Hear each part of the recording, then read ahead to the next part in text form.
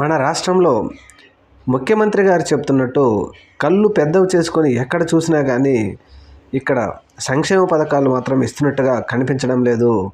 మీరు చెప్పినటువంటి 150 పథకాలు ఎక్కడ పోయినాయి ముఖ్యమంత్రి గారు, పవన్ కళ్యాణ్ గారు అని చెప్పేసి ఇప్పుడు పెద్ద ఎత్తున సోషల్ మీడియాలో ప్రశ్నిస్తూనే ఉన్నారు.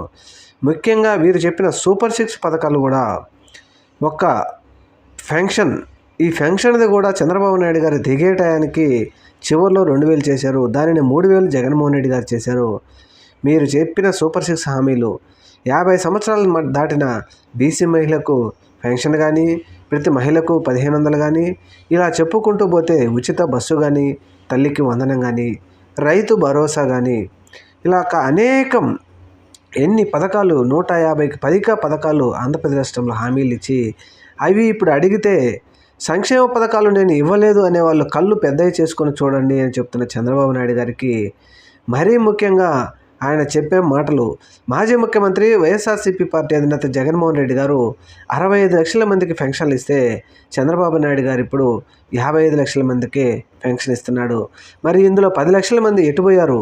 దీనికి మాత్రం ముఖ్యమంత్రి గారి దగ్గర సమాధానం లేదు.